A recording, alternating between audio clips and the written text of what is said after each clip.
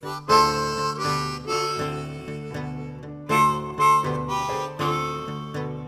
now what we need to do is we need to chill the wort, and there are many different ways that you can chill the wort. I'm going to show you guys how to use a wort chiller. Some people actually just bring it out and set it in the snow or set it in an ice bath. And basically what we're going to do is we're going to bring that boiling hot liquid down to a room temperature. Now before we really didn't need to sanitize anything because of course everything was hot, boiling. Bacteria can't really grow in boiling hot wort. But now, once it's at room temperature, it's the perfect medium for bacteria to grow. So anything that touches the wort after we chill it, we need to make sure is sanitized, because if not, bacteria can grow in our beer. So as you can see, I'm in New York and it's winter right now, which means that there's snow on the ground. And usually I hate snow, but it's actually really good for chilling wort, because not only can I set the entire pot in the snow and help it cool faster, but I can also go outside and use my hose hookup to attach to this wort chiller. Now if you have one inside, maybe in your laundry room or something, then you can go ahead and use that too. But the way that these wort chillers work is basically you take one of these and hook it up to your hose nozzle, and the water flows through this, and as cool water flows through this, it kind of acts like a radiator or a CPU fan.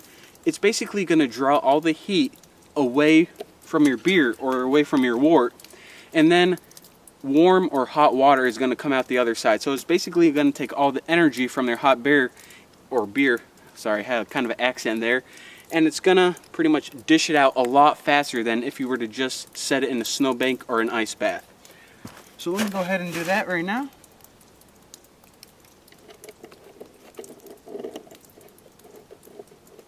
And now once you see, whenever I turn this on, water is going to start to flow through this, and it's going to take a little while because it's going to go through all of those coils and also come out the other side.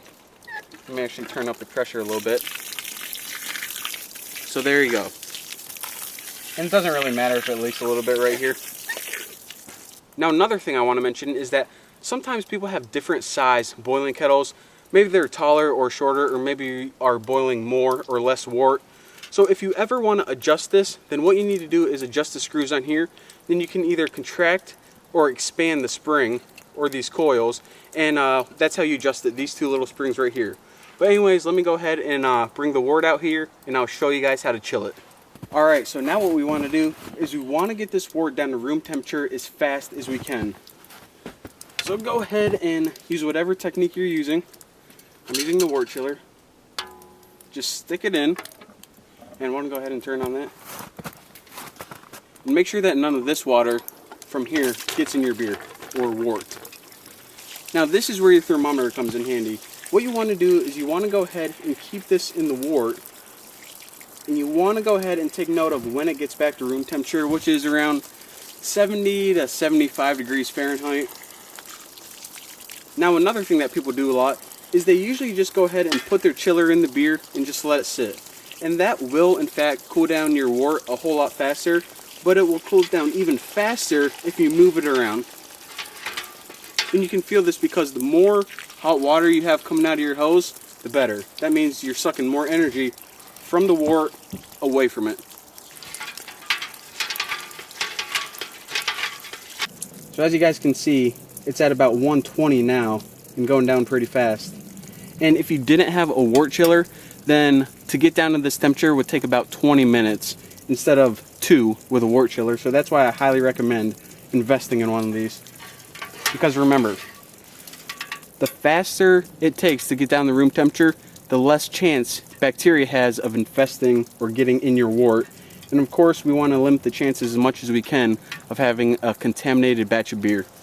Alright, so now we're down to proper temperature. Let's go ahead and remove this and also remove the wort chiller. Now remember, like I said, everything from now on that touches this wort has to be sanitized.